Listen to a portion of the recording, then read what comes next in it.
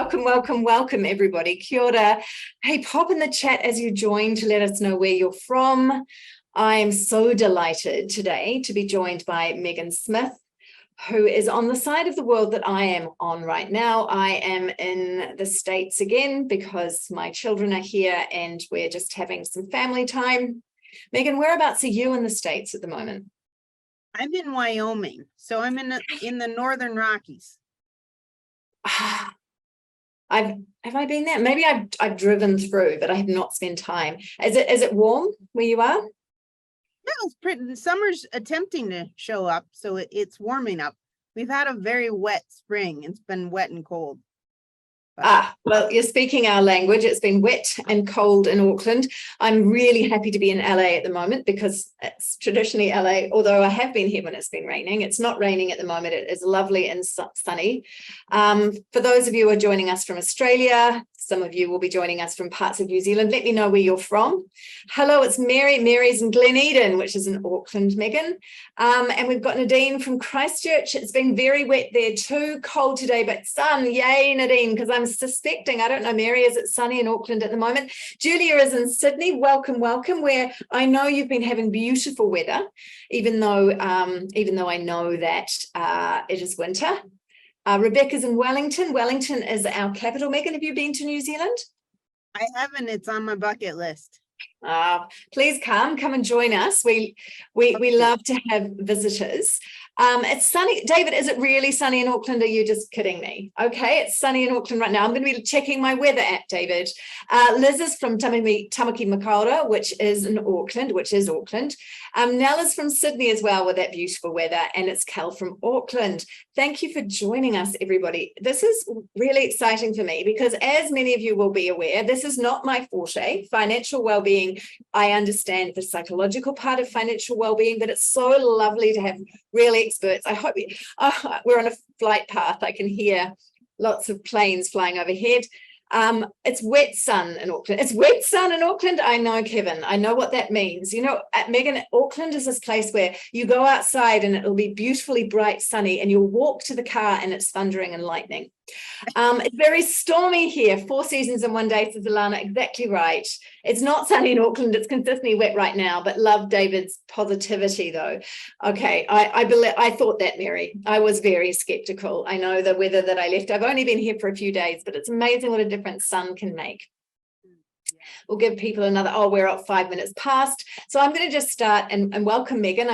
I just want to remind us that personal financial well-being and organizational performance are connected. So that financial well-being and how we feel and operate at work and life, they are very interlinked. And I bet that's not surprising to many of us. The idea that when you're going through money troubles or when money or finances are stressful, it's very hard for us to separate that. So it's important to have some tips and some techniques to have some control over money or control over our finances, or even some knowledge, because many of you will know I find this quite a challenging one. I'm very fortunate to be in a partnership where I have an engineer. You know, I'm married to an engineer. He's a very organized human. And for a very long time, I have been good at delegating that part of the life. I'm here to be able to be, but I'm getting better. And I think that we should, particularly, I was talking to Megan, that there's a lot of research to show that women's financial capability, which is about how they feel about money and how capable they feel, is slightly lower than men's. So it is incumbent on me to start to educate myself. So what we know from the research, because I may not be an expert here, but I do love the research. In New Zealand in 2019, there was a workplace financial capability survey of 2,500 employed New Zealanders. 42% of employees worry about their finances. 3 hours a week is lost by employees worrying about their finances.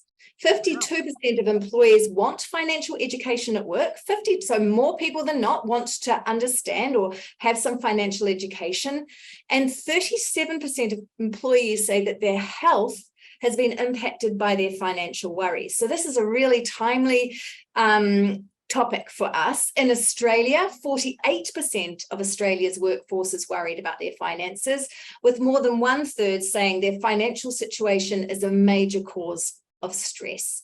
And 39% of people in Australia say they spend 2 or more hours during the working week thinking about their finances. So this is really, really topical and timely. Knowledge is power. So today we're going to learn a little bit more to help us with that. So I'm going to introduce Megan Smith. Megan is a small business owner and systems thinker who over a decade ago became very interested in personal finances. She believes that by using ideas such as small buckets, automation, and systematically thinking about your priorities and goals, your money will align with your desires. And this is the best bit, an abundant life will follow. Megan runs 2 consulting businesses, Deliberate Dollars, which I love, the alliterative powers of Deliberate Dollars I love, and Eco Connect Consulting. So welcome, Megan. That was a very long intro. Really, what I wanted to talk to you about was starting with the idea of just financial well-being generally, or understanding a little bit about the way that you approach money, because I find it really fascinating. So tell me, what brought you here and what's your approach to money generally? Yeah, so hi everyone. Thank you so much for having me. I'm excited to have this conversation today. I just found myself in a position that a lot of people find themselves in, which is I was part of the workforce and I really wanted to do a better job with my money. And so I started self-educating myself. And reading everything I could find to read and listening to podcasts, although they weren't that big of a thing back then, but, just gobbling up all info I could find. And then I realized that people don't talk about money. And I think one of the reasons people don't talk about money is judgment. So either they feel like if they share, they're going to be judged by whoever they're sharing with, which is not anything anybody wants, or they start looking at what they've done with their own money, the decisions they've made, and they're judgmental of themselves, and they start beating themselves up for the past decisions that they've made. And so I just started talking to my friends about it. And I was an educator in a former life and in an early on career. And my friends kind of looked at me and said, Megan, you need to do this. And I just said, what does doing this look like? And so, I started putting out feelers and talking to more people. And my friends were just so appreciative of someone who would talk about money without judgment, that it really felt like something that we needed. And I actually we have a really amazing nonprofit organization here in Wyoming. It was started in Wyoming. That helps lift women out of poverty and help them get into the workforce. Single moms is the target audience. And I went to that organization and I said, you teach them how to make more money, but you teach them what to do with the money. And my friend who was running it at the time said, no, we've been thinking we need to do that. And so that was my testing ground. And now it's Deliberate Dollars, and I run courses and I work with individuals, and I work with people across the socioeconomic spectrum, because it doesn't matter who you are or how much money you have. Everyone has some struggles around money. They're different, clearly, if you're on opposite ends of those spectrum. But it really is amazing that money is this tool that our society has decided we're going to operate with. It's how we trade goods and services. But then there's this emotional side to it that folks struggle with. Yeah, you're right. Emotional side to it is really interesting. As you were talking, I was thinking about sports. Mm-hmm. Often in this country and in yours, we often have young sports stars who end up earning a significant amount of money young. And we know that that doesn't predict their wealth as they age.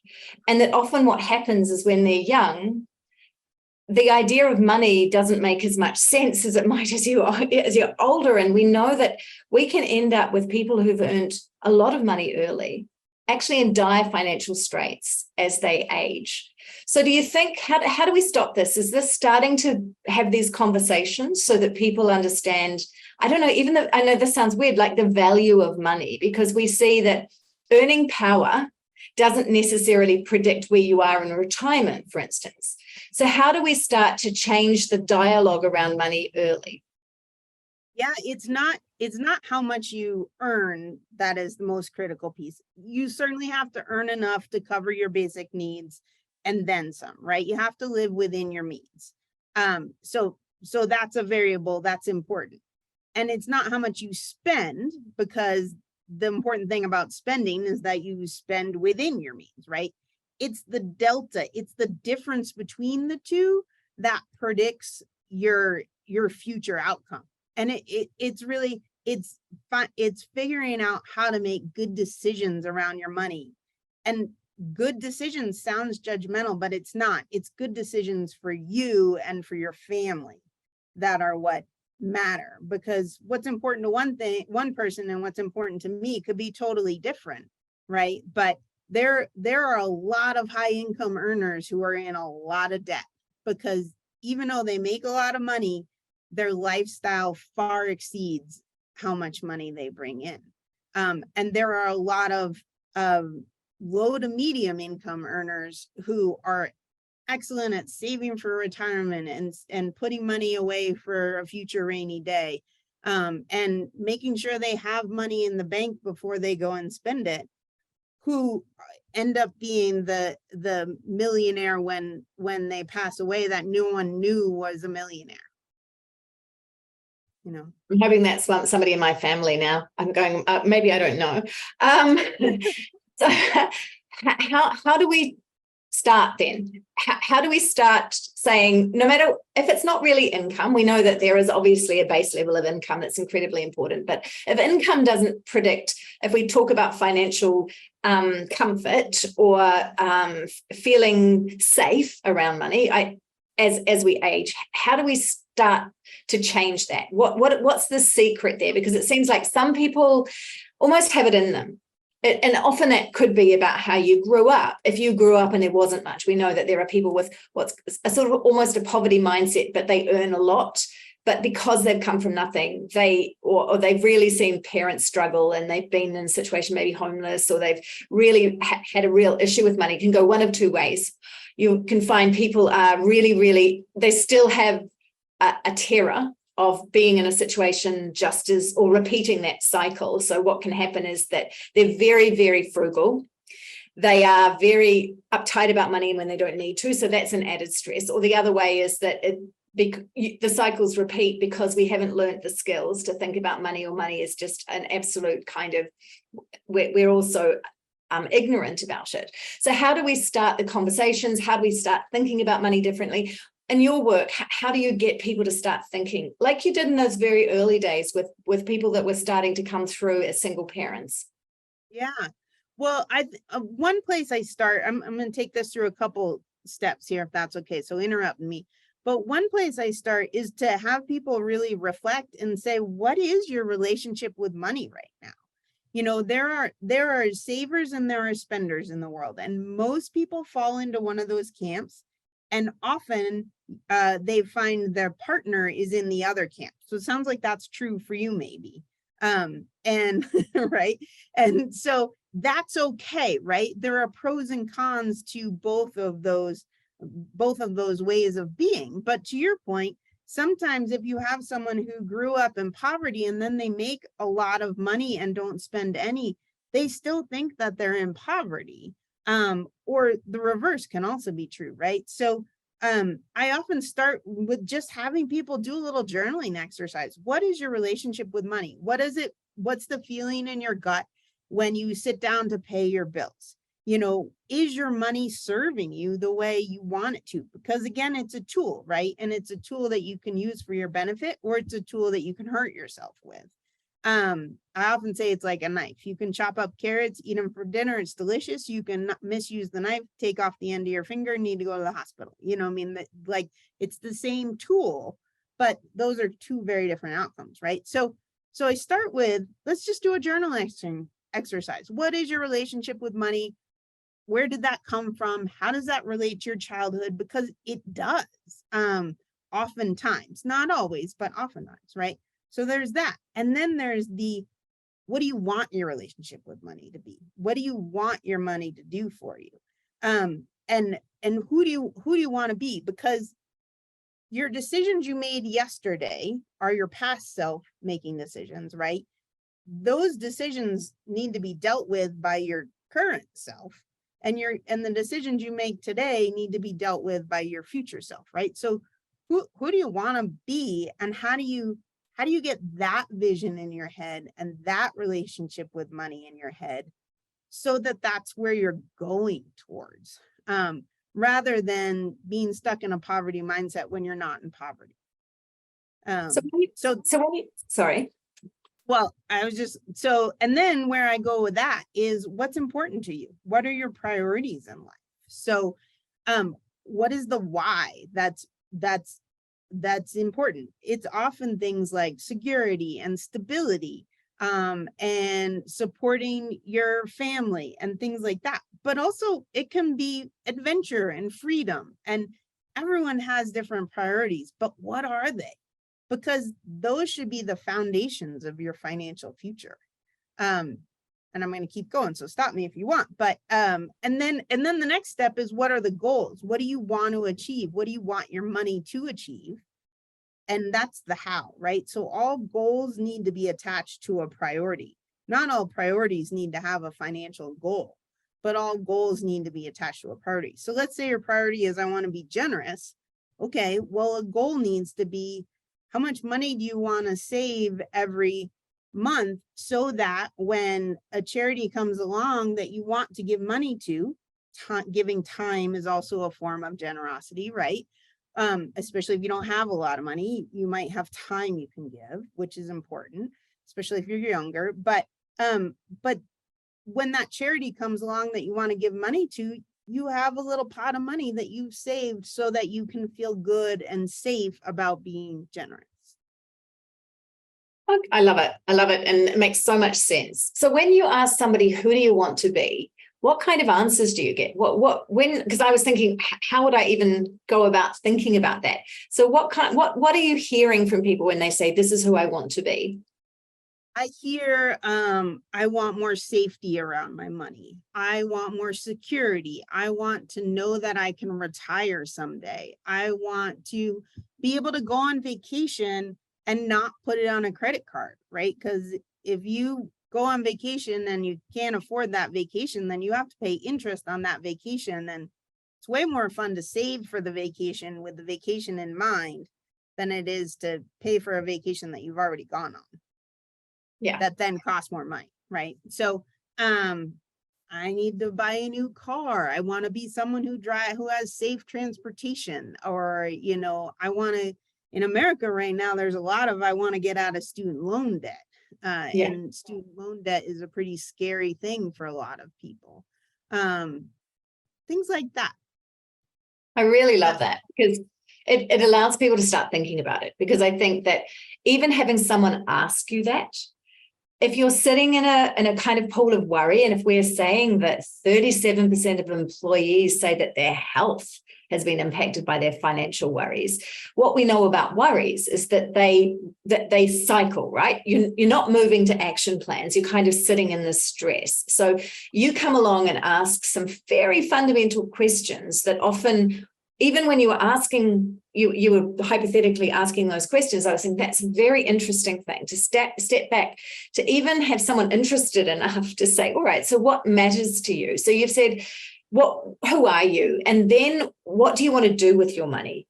That's a really interesting one as well. So we know the feeling is, I want to feel safe, or I want to be able to go on holiday, or I want to be able to pay off my student loan. But when you ask, what matters to you, or what do you want your money to do for you? What kind of answers are you hearing? I want to be able to afford my life. I want to live within my means. I want to achieve all the things that are important to me. And it's flipping the script a little bit, from feeling like people are always running to catch up with their money and their money controls them. When people say their money controls them, I say, what do you mean? That is a tool. You are in control of that. So it's flipping the script and getting people to realize that their money doesn't control them. They control their money, and it's a tool that they get to use to decide. Now, is this easy? No. But can you figure out where you want to go and then figure out the incremental steps to get there? Yes, absolutely. And that, I think that's it's really just coming back to our true selves a little bit and getting off the rat race a little bit, and what's super important. Can I share a cartoon? Oh, we would love it. We love a cartoon, but on behalf of everyone, please. I love this one. It's these two little mice. Let's see, where is it? It's right here. Can you see that? We can, absolutely. Okay, great.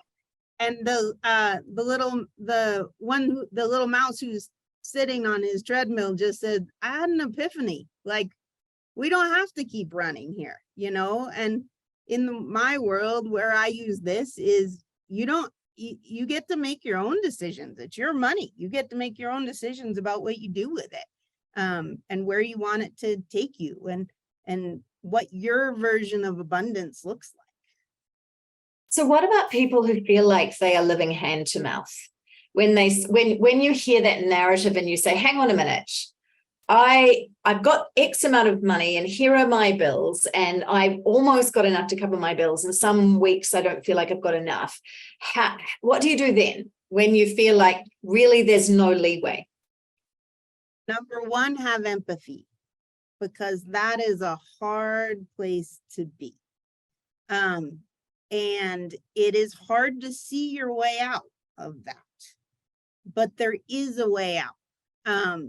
And number two, I think it's important to encourage people of their strengths and what are their talents. And are their talents serving them and serving people around them? Do they have a higher earning potential? Do they have the ability to cut back on any expenses whatsoever? Because again, it's not what you earn and not what you spend. It's the difference between the two, right? Do they have the ability to go make an extra $50 a week? Because that doesn't seem like much until you start multiplying by 4 and then you multiply by 12. I do two things in the world. One, I teach people to multiply by 12. And the other is I teach people how compound interest works. Both for the positive and the negative. But I'm like, those are two things that I teach a lot of people. And I was working with one woman, she was like, she was adding up her expenses, and she was looking at her, all her subscriptions, all her streaming services and such, TV, music, all those things. Those are important. Those enrich our lives, right? But do you need them all at once? Could you just have one month and another month? And that would really cut back on that expense, right? But she was like, it's only like $50 a month, Megan. And I was like, yeah, multiply by 12. And when she did that, her eyes like popped out of her head, because that ends up being $600 over the year, which is not an insignificant amount of money, especially if you're living hand to mouth. That's really good advice. And I empathize completely with that situation, because I do believe that might be me a little bit, the $5 coffee and then having another $5 coffee, and that's $10. And every time I've done it in my head, I've gone, okay, I'm not even going to try and do it right now because it will be horrifying. But there's that thing about living, there are things that bring you joy and happiness. And I think that it's important to know what those are. And so for me, I would always justify the coffee on the basis that at the time I was a lawyer, and and I had a lot of vicarious stress because of the work that I was doing. And for me, the coffee was more than that. And once I realized that, it was like, I'm going to keep doing the coffee, but there might be something else that I don't do. And I've seen my kids here in LA who moved here on like nothing, on a stipend, really. I don't even know how they did it. And they were saying it was really, the first time, it was a big shock, because sitting down there and going, okay, I'm going to have to watch those pennies, and actually watching it, it was doable. It was actually, although apparently on Reddit, Jasmine was saying, people would say, don't move to LA with as little money as we had, but we didn't know when we made it work. So sometimes it's just a question of perseverance and being aware. So one of the things I love about your work is you talk about goal setting. So having those goals to work towards. So how do we get to that goal setting around money? Yeah. So I just want to say one more thing about expenses, if I may, because everyone focuses on coffee. The latte factor is a phrase, right? Like, it's not always coffee, right? Like, if you can handle coffee in your budget and that's a huge joy to you, have at it, right? But if you can't handle coffee in your budget and that's a huge joy to you, maybe you need to go buy yourself a really nice coffee maker and then stop buying $5 coffees every day or whatever, right? So there's go for the big wins is what I always say. There is plenty of time in the future to nickel and dime yourself, but go for the big wins. But remember to multiply by 5 if it's something you do every day of the work week, and remember to multiply by 12 if it's something you do every month, and really ground that expense in the reality of how much are you actually spending on that. And is that something you can accept in your budget? You know, is that something you can accept in your finances? So really it's going forward. Yeah. So it's really what you're saying is going forward with knowledge. Like the idea that if you, because now I'm going, yeah, if I sat down and worked it out, then I might change my mind. You know, I might realize actually the coffee machine, because I think my husband's in the next room and he's be going, yay, Megan. The idea really is it's fine to do that. But if you don't know how much it's costing you and you're making the decision based on an emotion or a feeling, then that, you know, that's, I mean, I understand because I've done that myself, but it's not making it consciously. And I think that it's important, isn't it, to actually know the decision that you're making and the implications of that, rather than the feeling of going, I need this. And you may well need it, but you don't understand the cost of it. So that's an important thing, I think. The emotion, and which is one thing, and the reality being another. And emotion is really interesting because emotion often feels like it should be. I can remember when we were, you know, we had children very early, and for us, I went and made Play-Doh to make money for coffee. Coffee has been a constant in my life. We couldn't afford plunger coffee at the time, you know, the pressed coffee. And so that allowed me to have the pressed coffee. And then of course, you know, now I don't really even think about it, but it was this idea that sometimes you have to sit down and say, this is important. How do I get there? Rather than go, I feel like I deserve it, so therefore I will do it, which has always been one of my problems. So, all right, so we're moving from the understanding where that money is and understanding that there are some things that make your life joyful, and life is joyful. So then how do we get to that goal setting? Yeah. So, and expenses and looking at your coffee budget or whatever, if we can keep harping on that, like that plays into your goals, right? Because maybe my goal is I want to take my family on vacation, and I know this vacation is going to cost X amount of money, and I want to go in I'm going to say 3 years. We'll say it's a really expensive, big vacation or something. Or maybe I want to come to New Zealand, right? So for me, that would be a huge vacation, right? And a big expense. And so if I say, okay, I want to do that in 3 years, then I have, how much and I think it's going to cost X amount of money. How much do I need to save every month in order to have that amount of money in 3 years, right? That's basic math. And then the question is, okay, that's the amount I need to save every month. Where's that going to come from? So again, this is having a plan for your money, which I think is what you just said. And it's why is that goal important to me? Well, that goal is important to me because one of my priorities is spending time with family, right? And so every time I think, well, do I want a coffee, or do I want to cut back on my coffee because that helps me save more for that vacation? Then I think, well, I really want to go on that vacation. And so I'm motivated to save for that vacation. You know, maybe I go find a little extra income. That really helps if I'm living within my primary income and I still have some savings out of my primary income. And then I go get a small side project of some sort, whatever it is. Everyone has a side talent that they can contribute to the world, right? Then maybe I just take all my earnings from that side project and they go straight to my goal, right? So there are as many means of achieving a goal as there are people out there. But the idea is to make plans for where your money's going to go as opposed to always being reactionary to where your money went. And Yeah. to make plans based on what's important to you, not what's important to your neighbors.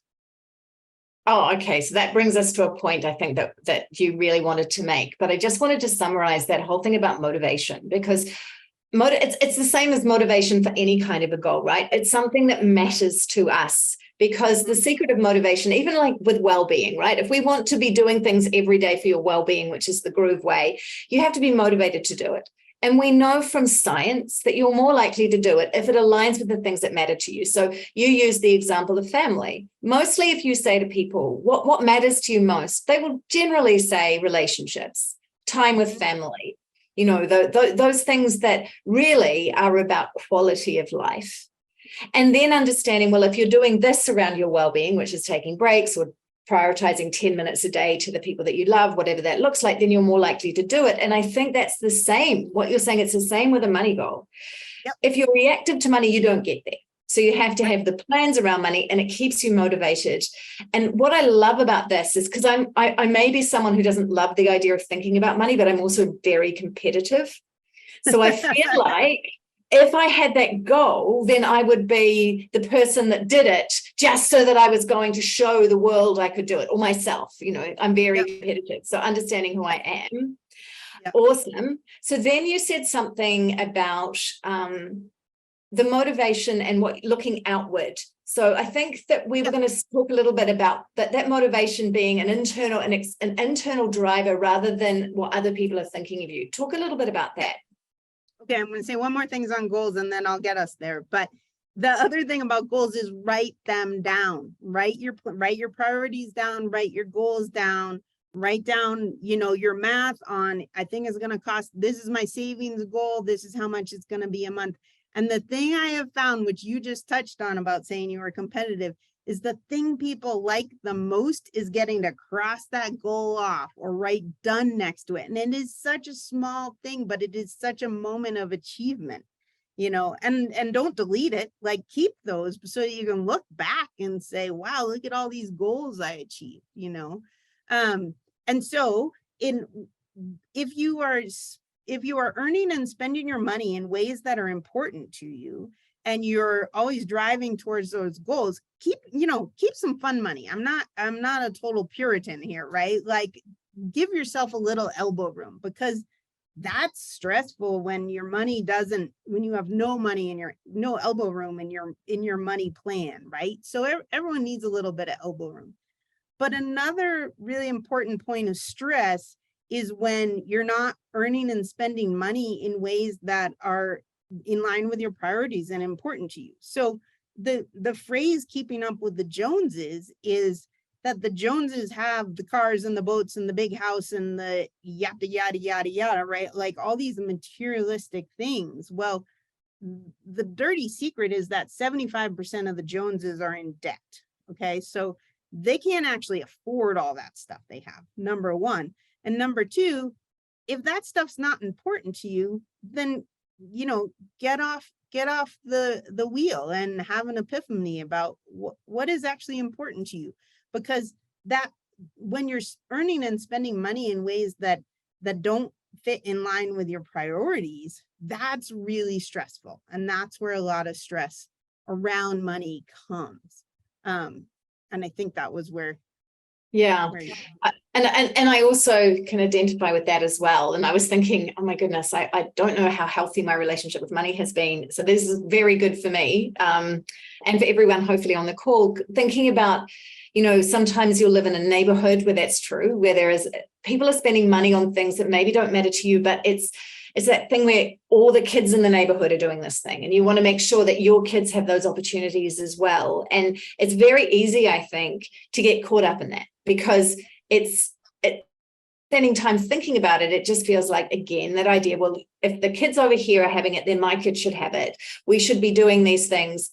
I think it's that idea about not being so conscious and mindful. So what I loved was you saying, bringing it back to writing out what matters to you, being really intentional about money, which feels like work. And I don't love that, the idea that their lives work. And that really makes me think about work too, work being a means to an end. So what about work as money? You know, there are a lot of people that we talk to in my line of work now that are on the treadmill.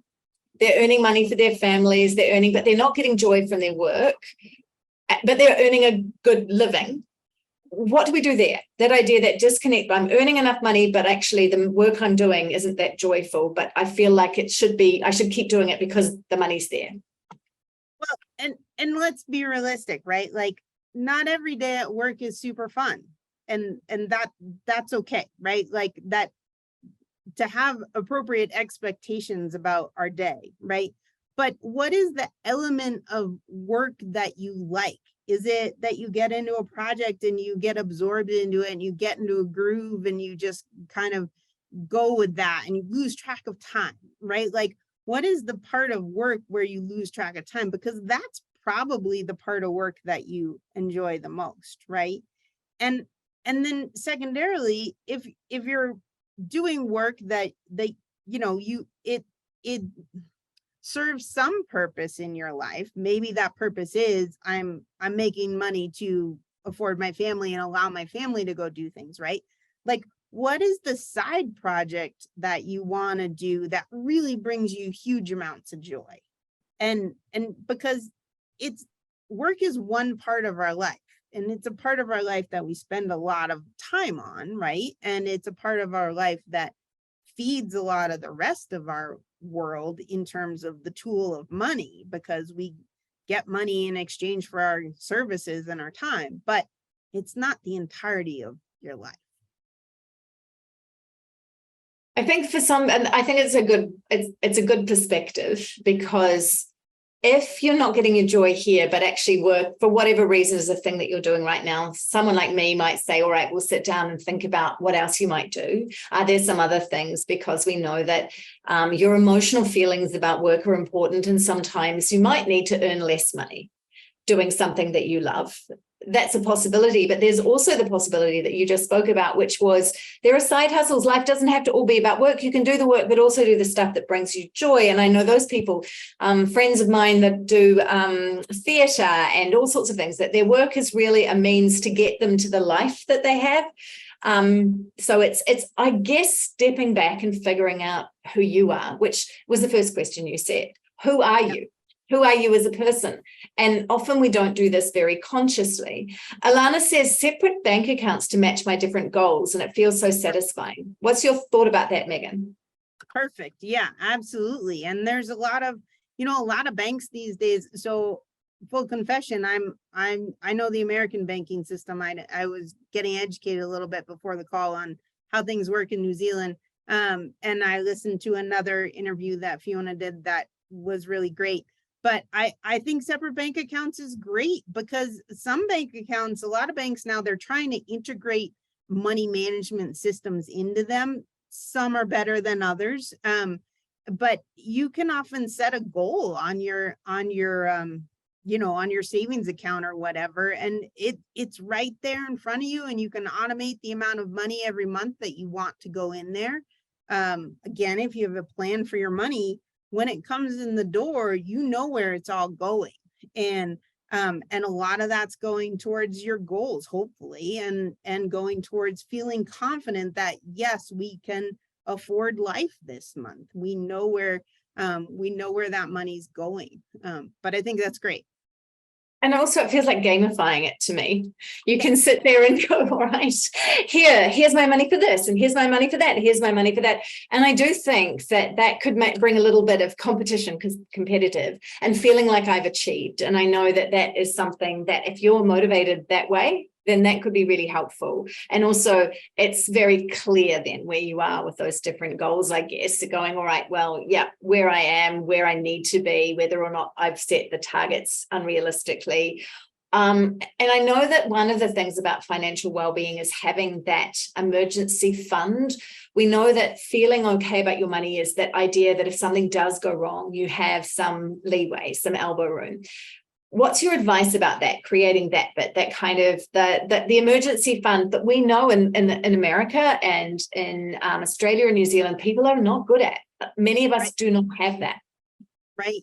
It's hard to save just to save, right? Like that's why the goals are so important, you know, and you also want to focus on, you also want to pay attention to those things that maybe you pay a bill every 6 months or something, or every 3 months or so, or every year. You want to pay attention to those and save a little bit every month so that when that bill comes around, you just have the money sitting there and it's no big deal whatsoever. You have the ability to pay for it, right? So an emergency fund is I sometimes call it an oops account too, because that sounds a little bit more fun. But it is the thing that is going to keep you on top, right? And so maybe, you know, the first step is $1,000. In America, there's a huge percentage of this country that doesn't have $1,000 in the case of emergency. And that's actually one of the stats that got me to start doing this, because that's crazy, you know? And so that's the first step. Is $1,000 going to save you in the case of emergency? No.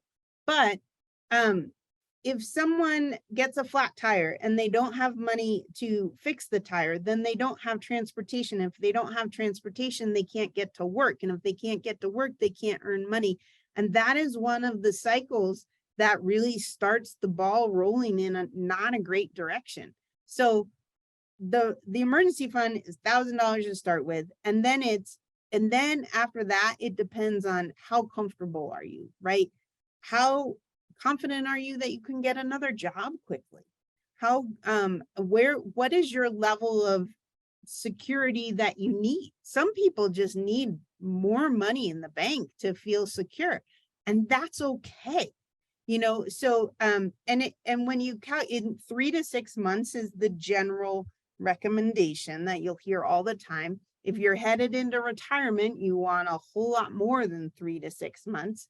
But that's a different ball of wax, you know, but 3 to 6 months, not of your basic monthly expenses when you're going out for coffees and you're going out to shows and you're going to dinner with folks and like you're doing all the fun things, right? It's 3 to 6 months of the heat's on, the water's flowing into the house, there's a roof on the house, you're feeding your kids, you're paying your insurance, you've got wheels on your car if that's important to your lifestyle, like just your basic needs, and 3 to 6 months of your basic needs. Because if you have no income coming in, you're not going to be going out to dinner all the time or to shows or whatever, right? So but the difference between, well, do I need 3 or do I need 6 is dependent on a whole lot of personal factors, one of which is what's your comfort. Yeah. And I like what you said about it's hard to save. Like it's human beings, the way that we are wired is we're very bad at kind of predicting future events. It's why things like climate change don't resonate, because if we're talking about something in 10 or 15, 20, 30 years, the brain can't do it.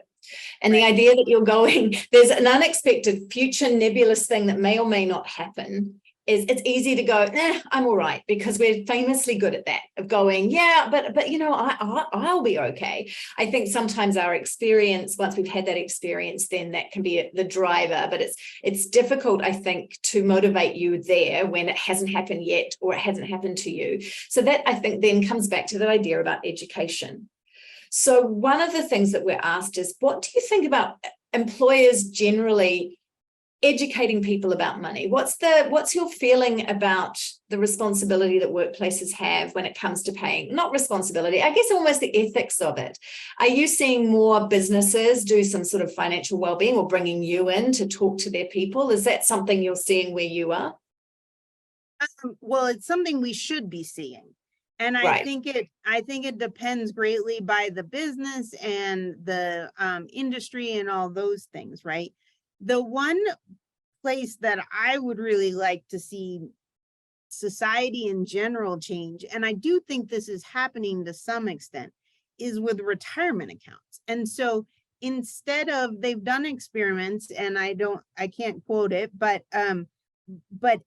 when you enter a job and you're just automatically enrolled in your retirement savings and your employer gives a certain amount of match, the number of people that don't bother to unenroll is really high. And that's really great, because then those people are just automatically being taught to save in retirement accounts.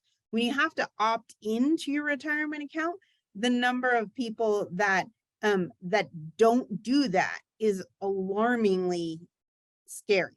And contributing to your retirement account, especially early on in your career, I mean, throughout your career, but especially early on in your career, is so important. And if there's an employer match, then that's free money, right? Like, Yeah. if your employer said to you, we'd like to give you a 3% raise, you'd say, great. But for some reason, when the employer says, well, if you contribute 3%, we'll contribute 3% too, people don't take it. And that's just an atrocity that I would like to see all employers change, because it's just that change of automatically enrolling people versus making them opt in. Yeah. And then people don't understand how compound interest works and how investments work. And employers are primed to give that education, because it's really important. Well, I think I agree, and I think that in health behavior as well, opt out is better than opt in. The moment that you have a choice about things, you can talk yourself out of it. You may not have enough information, and it still feels like money. And so the idea that there's free money, and we have that too here with KiwiSaver in New Zealand and Australia, there are schemes where your employer or even the government matches it. So it feels like a no-brainer, but we know that people don't always act on things that we think are no-brainers. Rebecca asks, what do you think of Afterpay scheme? A lot of people don't realize it's still debt. Afterpay scheme. Rebecca, do you want to explain a little bit more? Is this Afterpay scheme? Is it like when you put something on your credit card and then you can pay for, you can break it out? Yeah, I think that's what she means. Rebecca, just pop it into the chat and explain a little bit more. But we do know, in my early days in a lawyer, as a lawyer, I was a litigation lawyer. And I would go down to what we call the master's court. And a lot of it was, I worked for a finance company. They were one of our clients. And so many people were being bankrupted at that time because they'd taken out hire purchase. At that time, hire purchase, we're talking about the early 90s, was a big thing. You'd buy cars on tick.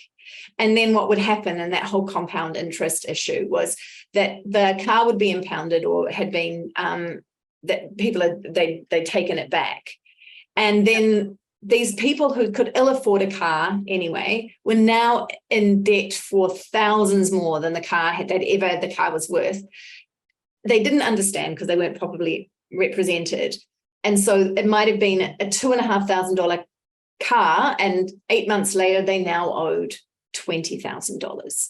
It really was, for me as a young woman at that point, it was just heartbreaking, because I think that idea of not understanding when you borrow money, what interest means, how we can get ourselves very easily, to your point around, if you haven't got the $1,000 to fix the wheel, that can impact whether or not you can get to work.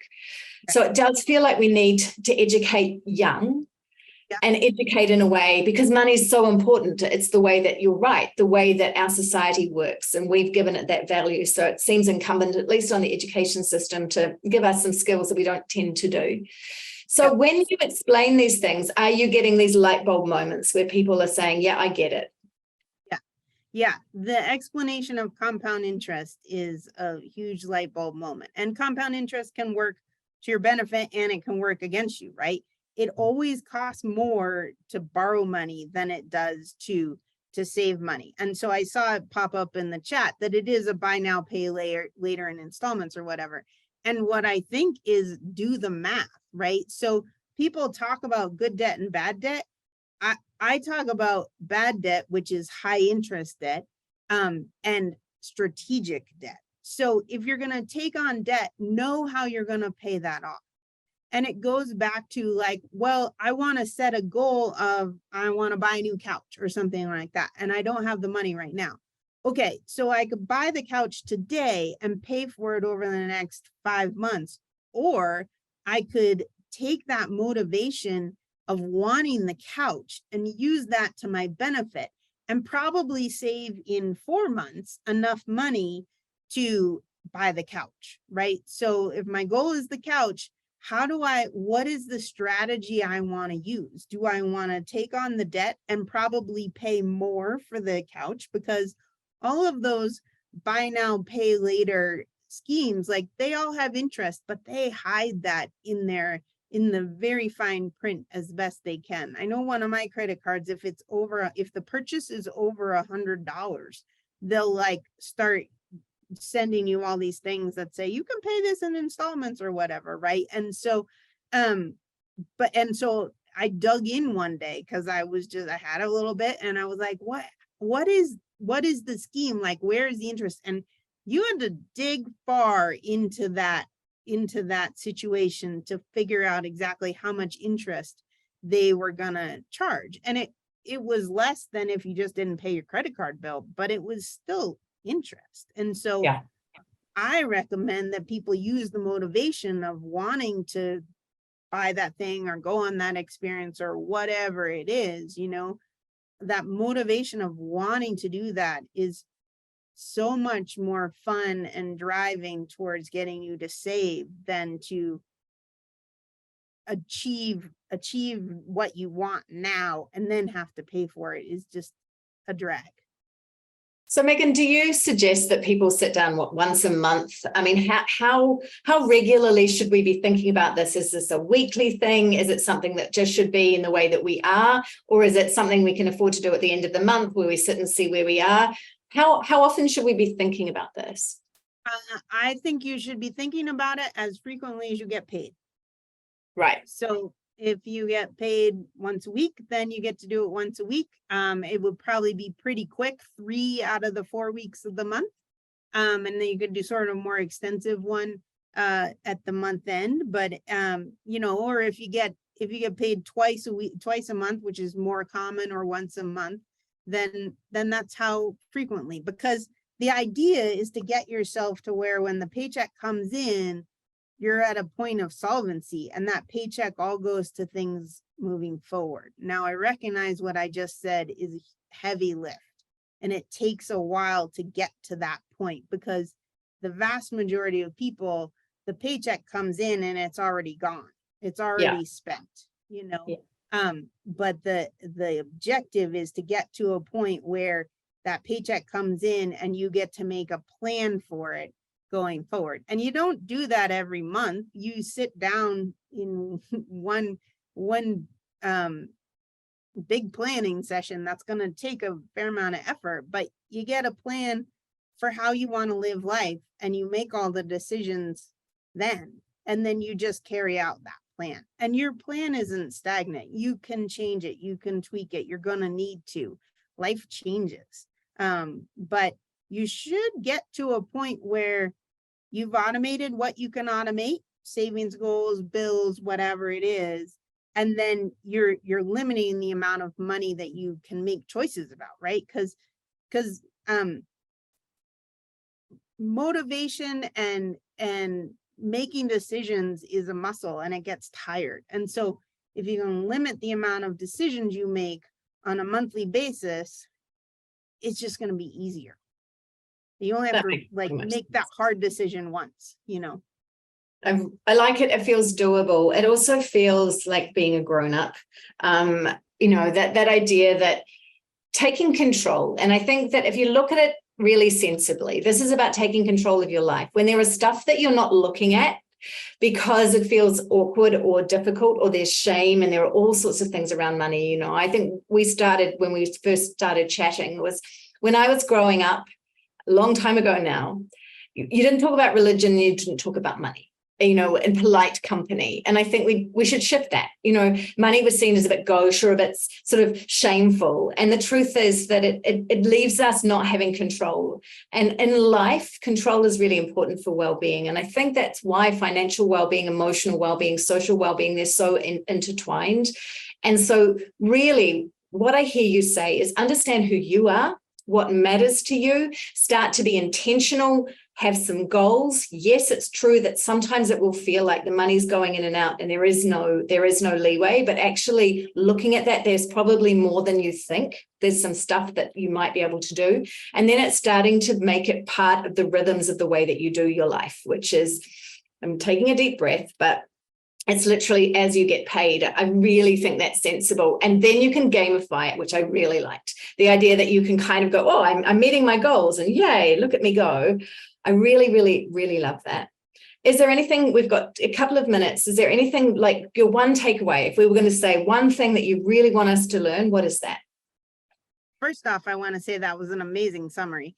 And I think second off is just start with your priorities and start with your goals. Who are you? What's important to you?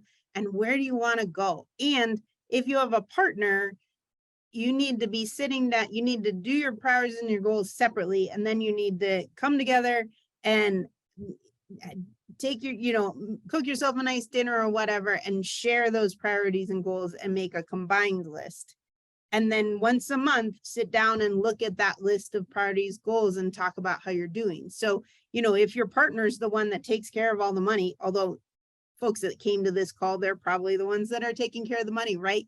But it's important to share that responsibility of where's the money coming from and where's it going. And if you sit down and talk about your goals once a month and how you're doing on your goals, that's way more fun than sitting down and talking about the credit card bill and how many coffees were bought or how many lunches out were bought or whatever, So I think that's the takeaway is figure out what you want, figure out where you want to go, and figure out the incremental steps to get yourself there.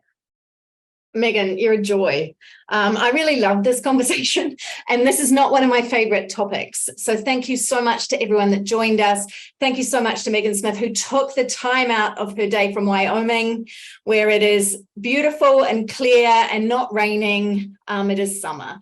Thank you. It is always summer here at Groov, even though it's not always summer in Auckland. Go well, everyone.